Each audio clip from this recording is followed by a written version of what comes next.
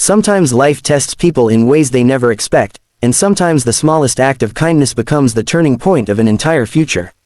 This story begins on a cold evening, long after most people had rushed home, long after the world had settled into its usual silence. A black single dad named Marcus was driving back from his late shift, exhausted, hungry, and eager to see his little daughter, Alina, who was waiting for him with the same worn-out teddy bear she carried everywhere. Marcus had been struggling for years, juggling 2 jobs, fighting a custody case, and trying his best to keep his world stable for his little girl. He didn't have much, an old car, a tiny apartment, and a tired heartbeat, but he always had kindness. That was something life never managed to take from him. As he drove down the empty road, his headlights caught sight of a car pulled over on the shoulder. Steam rose from the hood, and beside it stood a woman, shivering in the cold, trying to make a call that clearly wasn't going through. The road was quiet, no cars had passed for minutes. Marcus noticed the fear on her face, the kind you feel when you're stranded alone with no idea what to do next. He could have kept driving. He was late, his daughter needed him, his own court hearing was coming up soon, and he knew every minute of rest mattered. But something in him didn't let him pass. He slowed the car and pulled over in front of her. The woman hesitated at first, worried, cautious, unsure whether to trust a stranger. But Marcus spoke with a calmness and gentleness that immediately eased her tension. He simply asked, "Are you okay? Do you need help?" Not a single trace of expectation, just genuine concern. She explained that her phone had died, her engine was overheating, and she had been standing there in the cold for almost an hour. Marcus nodded and said he would take a look. He popped her hood and worked quietly in the dim light, trying to understand the problem with the limited tools he had. The woman watched him, noticing his patience, his steady hands, and the way he kept reassuring her that she would be fine.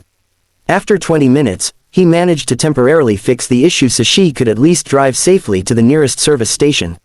She thanked him repeatedly, surprised that someone would stop this late at night, especially someone who looked tired enough to collapse. But Marcus brushed it off with a smile and said, "Anyone could have helped. I just got here first." Before they parted ways, she asked if she could offer him something, a little money, dinner, anything. But he shook his head and said, "Just drive safe. That's enough." They exchanged names only briefly. She introduced herself as Eleanor.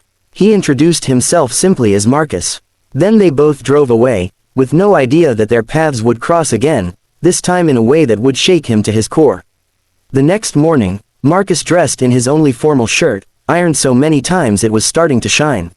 His custody case was scheduled for that day. He had been fighting for months, trying to keep his daughter with him. His ex had recently filed for full custody, claiming he wasn't financially stable enough and couldn't provide a proper life.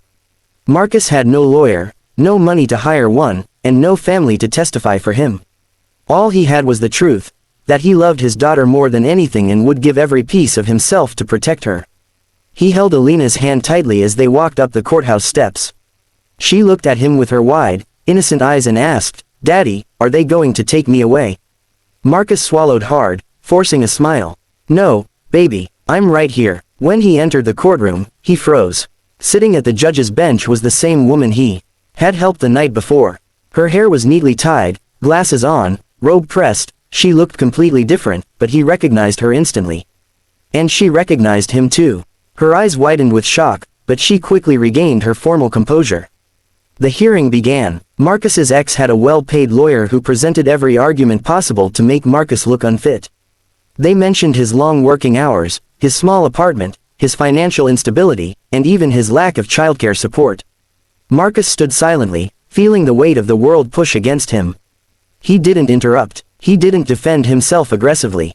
He waited. When the judge finally turned to him, asking if he had anything to say, Marcus spoke softly but powerfully. He explained how he worked 2 jobs to provide for his daughter, how he made sure she never slept hungry, how he read her bedtime stories every night even when he was exhausted, and how he wanted nothing more than to give her the future she deserved. His voice cracked when he said, "She's my whole world, Your Honor. I don't have a lot, but I have love. And sometimes, that's more important than the things money can buy." The courtroom went silent. The judge looked at him for a long moment, her expression unreadable.